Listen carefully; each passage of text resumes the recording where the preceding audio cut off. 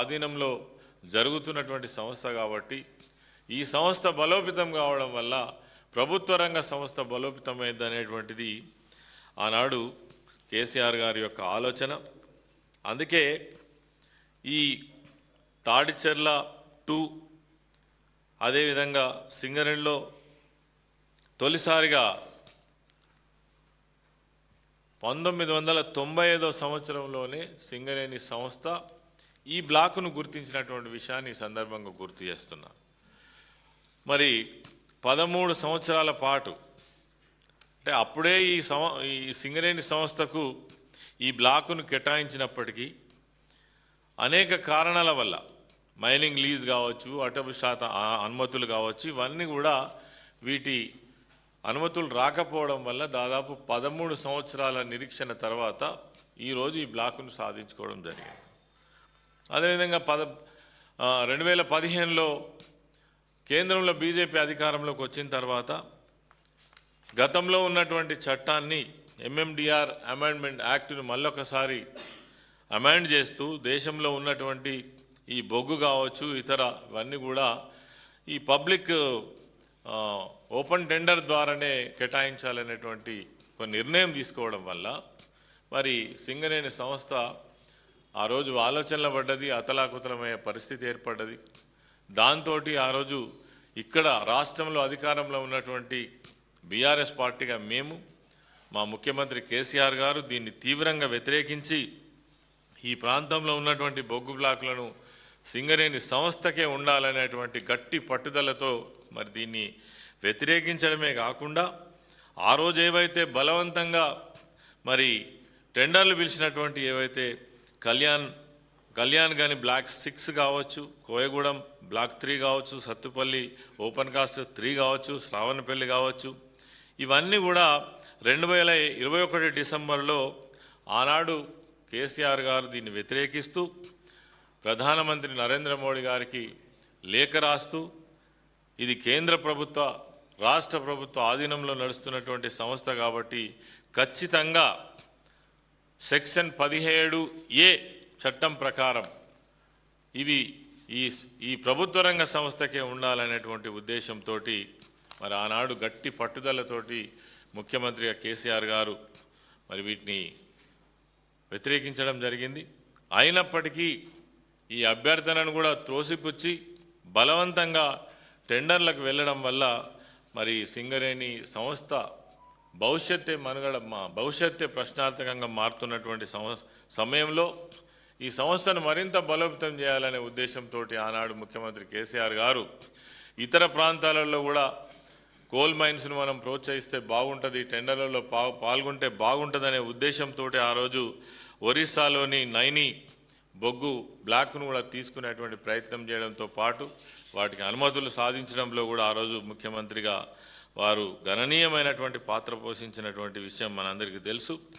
ఇలా తాడిచెర్ల బ్లాక్ 2 సింగరేణి కేటాయించడం అంటూ బీజేపీ కాంగ్రెస్లు గొప్పలు చెప్పుకోవడం ఏదైతే ఉందో ఇది చాలా హాస్యాస్పదం. ఎందుకంటే ఈ 2015 సంవత్సరం తర్వాతనే ఈ ఎంఎండిఆర్ అమెండ్మెంట్ యాక్ట్ తెచ్చినాకనే మొత్తం మేము ఓపెన్ టెండర్లకే పోతామని బహిరంగంగా ప్రకటించినటువంటి బీజేపీ ప్రభుత్వము దానికి ఒత్తాసు పలికినటువంటి ఇక్కడ రాష్ట్రంలో అధికారంలో ఉన్నటువంటి రాష్ట్ర ప్రభుత్వంలో ప్రధాన బాధ్యత వహిస్తున్నటువంటి బట్టి విక్రమార్క గారు ఆ రోజు చిట్టాపోటాలు వేసుకొని టెండర్లు పీసినటువంటి విషయాన్ని మనం మర్చిపోలేం. మరి అలా వాళ్ళే దీన్ని ఘన విజయంగా చెప్పుకునేటువంటి ప్రయత్నం చేస్తూ ఉన్నారు. మరి ఇది నిజంగా కూడా చాలా విచారకరం. దీన్ని మేము తీవ్రంగా వ్యతిరేకిస్తున్నాం. కార్మిక వర్గం అంతా కూడా ప్రజానికం అంతా కూడా అర్థం చేసుకోవాలని కోరుతున్నాం. అదేవిధంగా ఈ మధ్య కాలంలో సింగరేణిలో ఏం జరుగుతుంది, అనేక కుంభకోణాలకు కేంద్ర బిందువు అయినటువంటి సింగరేణి ఇలా రాష్ట్ర ప్రభుత్వంలో ఉన్నటువంటి ముఖ్యమంత్రితో పాటు మంత్రులు ప్రత్యక్ష ఇన్వాల్వ్ అయి ఎన్నడూ లేనటువంటి ఒక సైట్ విజిట్ అనేటువంటి నిబంధనను తీసుకొచ్చి ఇప్పటికే అనేక టెండర్లను మరి వాళ్ళు ప్లస్లో 10%, 12%, 13% ప్లస్కు తీసుకొని 100 కోట్ల రూపాయలు నష్టం చేయడం ఒకవైపు జరుగుతూ ఉంటే, అదేవిధంగా లేని బొగ్గు ఉన్నట్టుగా సృష్టించి 40 లక్షల మెట్రిక్ టన్నుల బొగ్గు ఉన్నదని మరి ఇప్పటిదాకా సింగరేణి సంస్థ చెప్పినటువంటి అన్ని కూడా అవాస్తవాలను తేల్చినటువంటి సమయంలో దీనిపైన బీఆర్ఎస్ పార్టీ మరి ముఖ్యంగా హరీష్ రావు గారి నేతృత్వంలో ఒకటెనుక ఒకటి మీకు ఎలక్ట్రిసిటీ రంగంలో ఏదైతే మీకు అనేక కుంభకోణాలు ఏ విధంగానైతే జరిగినాయో వాటన్నిటిని కూడా బయట తీస్తున్నటువంటి తరుణంలో మరి ఇలా ఫేస్ సేవింగ్ కోసం మాత్రమే బీజేపీ కావచ్చు, కాంగ్రెస్ ప్రభుత్వంలో ఉన్నటువంటి పెద్దలు కావచ్చు,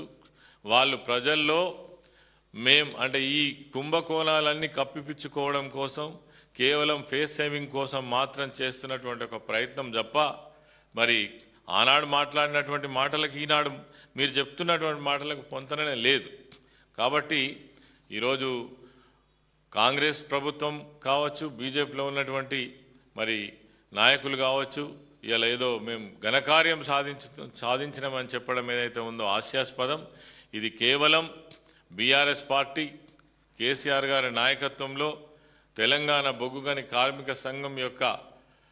తలపెట్టినటువంటి పోరాటాల ఫలితంగానే ఈరోజు మనం ఈ తాడిచెర్ల 2 బొగ్గు బ్లాకును సింగరేణి సంస్థ కేటాయించుకోగలిగినాం. ఇది చాలా సంతోషకరమైన విషయం. ఏది ఏమైనప్పటికీ సింగరేణి సంస్థకు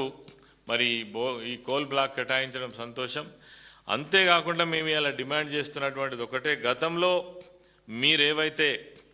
టెండర్లు పిలిచి అవి ఇప్పటికి కూడా మరి